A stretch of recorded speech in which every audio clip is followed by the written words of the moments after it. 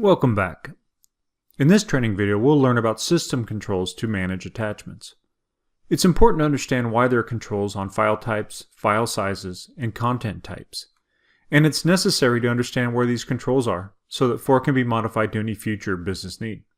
Once we're done exploring those controls, we'll take a look at the document library. Let's begin by talking about file format types and file format sizes.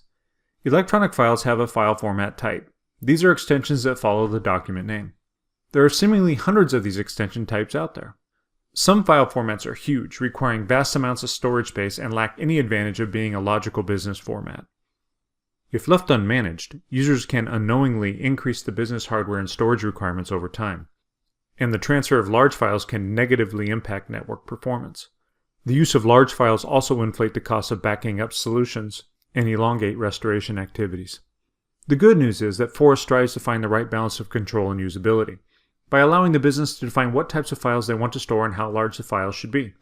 The Global Variables form can be accessed through the System main menu, and then by selecting Maintenance in the submenu, where you can select the Global Variables form. It can also be accessed by typing GLB in the menu code entry area in the FOURA Navigator. The local FOURA system administrator can permit specific file extension types and set the maximum document size of attachments in the Global Variables form. This ensures that only the appropriate file types are being attached at an acceptable size to keep users from unknowingly creating additional issues for the business later on. So now let's talk about getting access to view and add attachments. Your local FOURA administrator can also assign security roles to each add-edit form. This makes sure the right people have the access to add and view attachments in specific workflows. To do so, the administrator should use the Document Type Setup form. The Document Type Setup form can be accessed in two ways. The first way is to access it through the System main menu, and then by selecting Setup in the submenu, and then you can select the Document Types menu icon.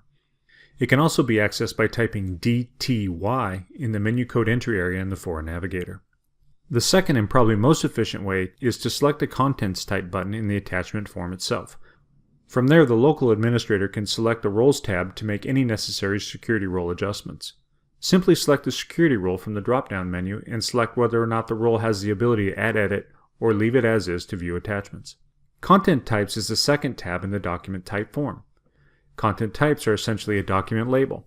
We created content types because we found that having a selectable, consistent list helps users quickly set the identity of an attachment, and it just happens to help users efficiently identify the file later on. The administrator can select the contents type that will be used in a specific FOURA workflow, and the default content type for each form can be set using the named buttons. We don't recommend selecting the Allow All Types checkbox. This will allow all 70+ content types to appear in the drop-down list and likely just confuse the users, so limiting the scope of what they can select only helps the users over time. To view the 70+ content types that are available right out of the box, we want to view the Content Types form. To access this form, go to the System main menu and then select Setup in the submenu, and then you can select the Contents Type menu icon. It can also be accessed by typing CTT in the menu code entry area in the FOURA Navigator. The local FOURA admin can add to or remove content types from this list as necessary. There is just one more tool that I want to share with you in regards to attachment management. The document library can be found in the functional menu in every support submenu. It can also be accessed by typing DOC in the menu code entry area in the FOURA Navigator.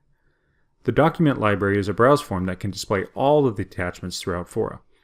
Users who can view this form still may not be able to view attachments that they wouldn't have access to through the workflows. Those with permissions can use this to audit business requirements, and it would expedite research efforts. Well, that wraps up this tutorial. Please make sure to check out additional tutorials to learn more about FOURA's powerful features, processes, and tips. Thanks for watching.